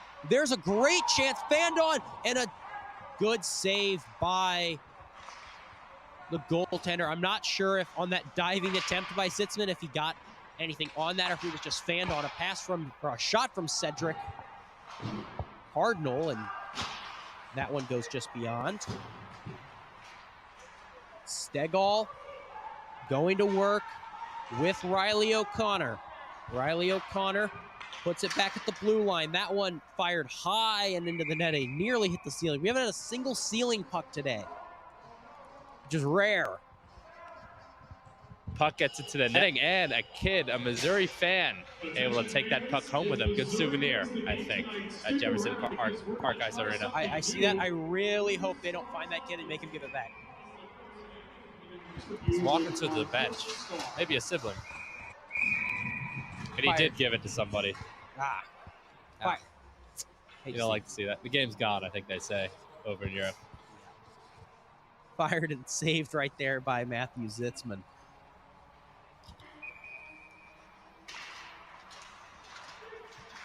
Face-off tie-up. Missouri is going to fight for it, but Drury barely comes out with it. 4:30 now left. Still in his net is Limpart. We're 5-on-5. Camden Axe, the Axe man, plays it, and a trip by Fournier. He fell over on some rough ice. It was a good break for Missouri, and they're not able to get a scoring chance, but they're able to get that puck in deep and eat up another 10, 15 seconds. 3-on-3 entering the zone. Here's Fournier.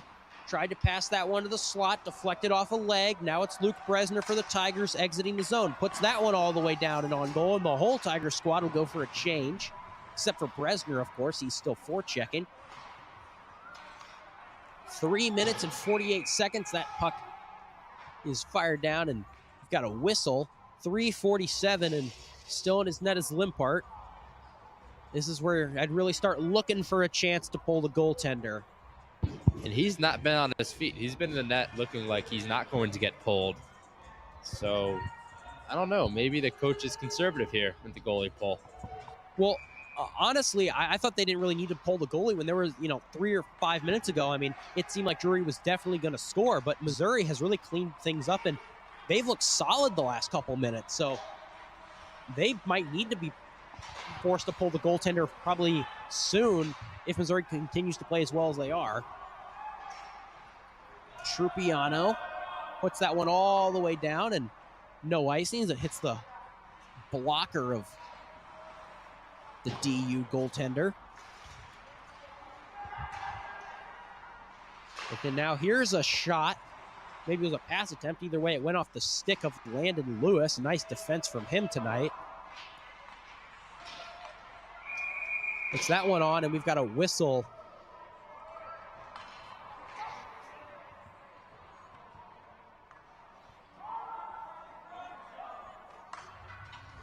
And so not what you want to see if you're Drury. A penalty called with 3 minutes and 1 second left.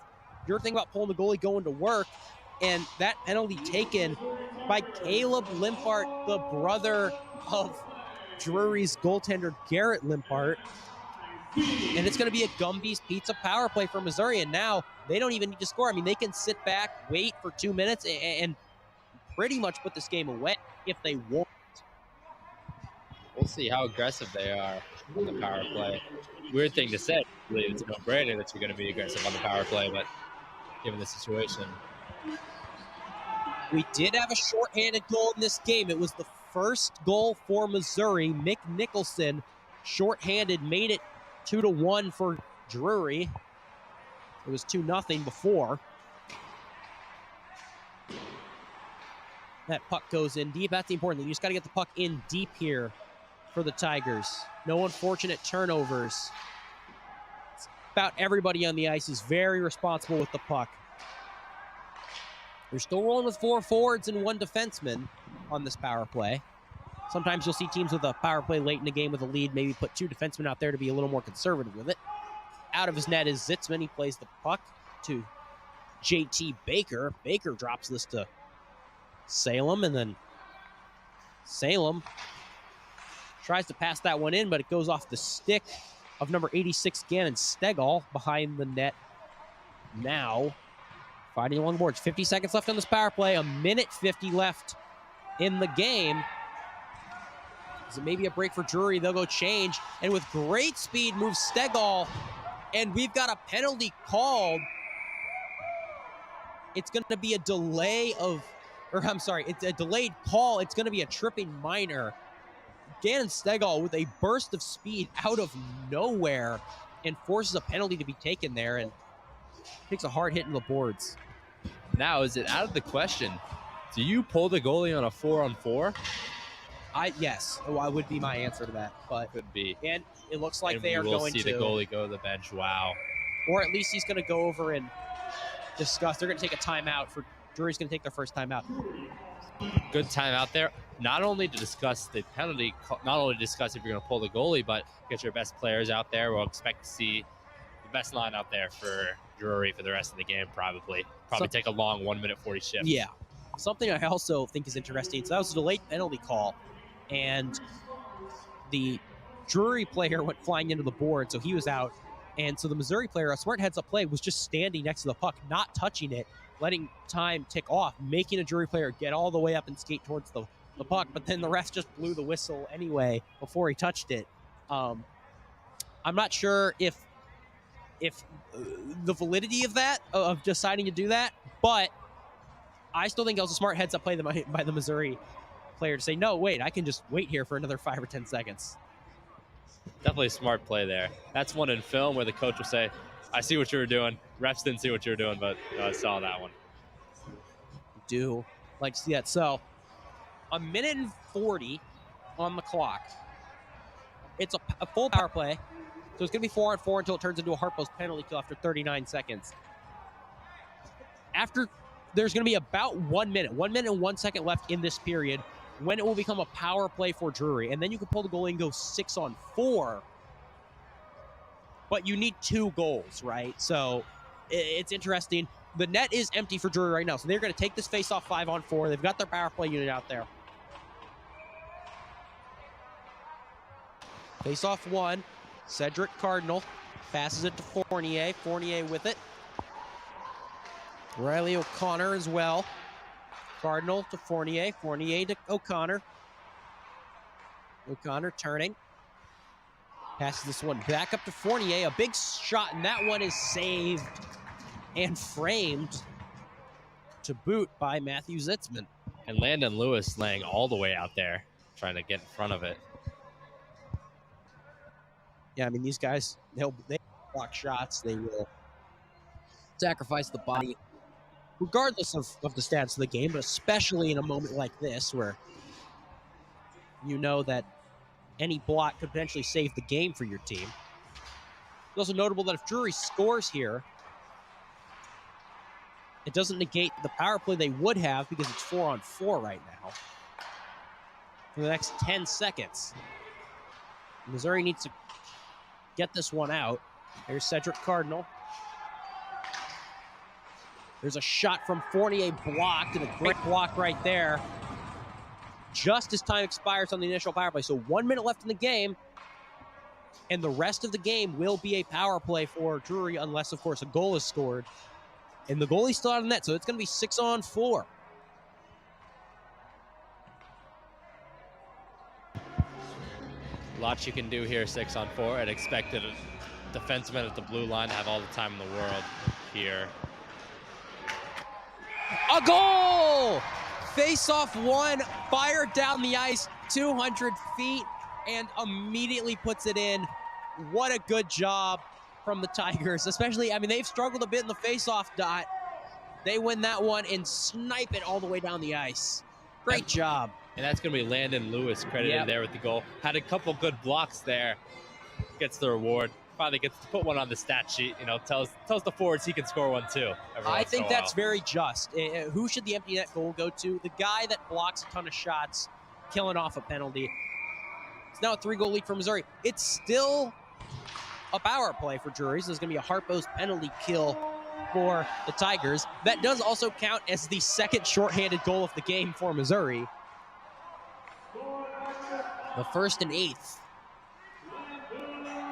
And it looks like Limpert will stay in there with only 40 seconds left. It's down 3. Kyle Setnar also picking up his first point of the game. And I think he does deserve that, even though it's on an empty netter, as there's a backhand by Fournier, because he won that faceoff very cleanly and got it right back to Landon Lewis. 21 seconds now. Fournier trying to go to work, but Limpart, the goaltender, still in the net, as they'll just wave the white flag, skate around in their own zone. And with 3 seconds, 2 seconds, 1 second, that'll do it for this game. The Missouri Tigers versus the Drury Panthers, game 1 of this 2-game series. And don't go anywhere, as there's going to be a 3 Stars interview after the game. I believe that's, well, I won't spoil who it's going to be. You'll see. But what a game for Missouri. What resilience. What a job. A bad start. Go down 2-0 to shake it off and outscore your opponent 8-3 after that point. They're going to have to go to work tomorrow, though, as they are still, or their job is still not done, rather, I'll say that. 7:30 p.m., same time Saturday. These two teams will go at it again. Drury trying to split the series, and Missouri trying to complete their first sweep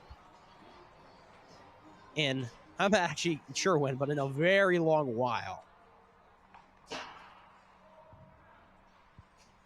So now I'm doing the 3 stars of the game.